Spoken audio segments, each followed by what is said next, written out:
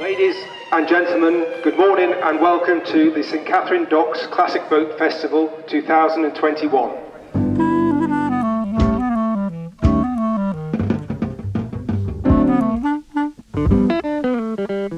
My name is Ian Gilbert. I'd say I'm the joint owner with my wife Karina. But really, the boat owns us rather than us owning the boat. The flag you can see at the top there, that's the flag of the Association of Dunkirk Little Ships. Lady Lou was commissioned in 1936. She was built by a company called Rampart in Warsash near Southampton and requisitioned by the War Department in 1939. She took part in Operation Dynamo and Operation Cycle. Lady Lou, which has got a very significant historical importance to the history of the United Kingdom. We're guardians of these boats to pass them on to the next generation, and they very much own us. And what we're trying to do is ensure that when the time comes, they're passed on in better condition than they are now. Hannah Farrell. I used to be Hannah Bramwell, but I recently got married. But we got this boat called St Joan 3 years ago in 2018. My dad got his first boat when I was 4 years old, so I'd grown up aboard boats. So I started right from when I was 4, helping him with all of the jobs that needed to be done. I learned first of all how to look out, so on the river I'd be pointing things out. Then I progressed to doing crewing and doing the ropes, and then by the time I was kind of 14, 15, I was able to helm, so drive the helm, and I love the shock on people's faces when I drive in. The first ships that came into the docks was in 1828, 28th of October in fact, and from then there was a number of ships arriving with very specialist goods, normally high in value and low in volume. And the reason for that was because the docks were closest to the City of London and close to the trading centres, and it made sense to get those high value goods as close as possible to the merchants that needed to see those goods for themselves. It became a niche for St Katharine Docks to look after the more luxury goods for many years.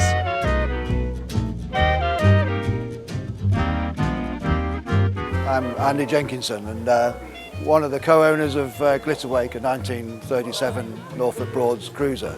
She was built as a private commission for another local boat builder, whereas most of the boats of this design were built as part of the holiday hire fleet and would usually have names such as Arctic Star, Missouri Star, Sorrento Star, and Glitterwake's the only boat of this style, this design, that we've seen without a name with something star. So that's what it's slightly special in that respect.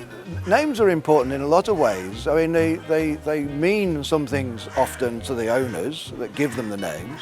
For us, it's quite historically important that she's still named as she first was. But when she was built in 1937, she was given the name Glitterwake, and we've kept that name all the way through.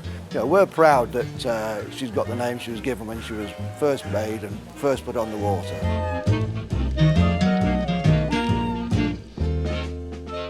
This award we won at Henley last week. This is called the Full Throttle Award. So this is given to me by the Starcraft Owners Club. My name is Debbie Russell, but my maiden name is Bates. I am the owner of a boat, and it is a Bates Starcraft. It was built by my grandfather, built all of the Starcrafts that are here. My father did also carry on the building of the works, so some of the later ones were built by him. I'm the 4th generation Bates, and we have 5 generations, and we still have the marina at Chertsey. This one is built in 1958. She's the smallest of the bunch, so she's 20 foot. There were only 5 ever built, and this is boat number 4, and she is the last one that we know in existence. So my aunt found this boat sunk. She had the original boat builder, Terry Dan, who built he was an apprentice in the old days, rebuilt her from the original drawings so that she is in the condition she is now.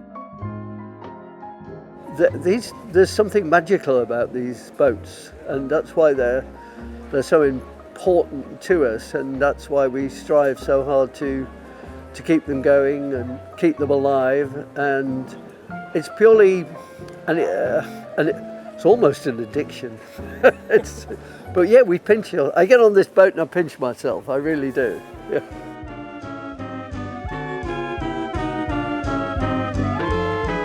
Events like this, where the general public might just happen to come aboard, that's, we're going to welcome them on. Well, we really want people to be interested. We really want people to take an interest, and we want people to come aboard, and particularly young people. We want them to catch the bug and to get involved and to join us and invest their time and energy and really join this community, because we really want to keep this community going. We want to keep these boats going. We want to keep this aspect of our history going.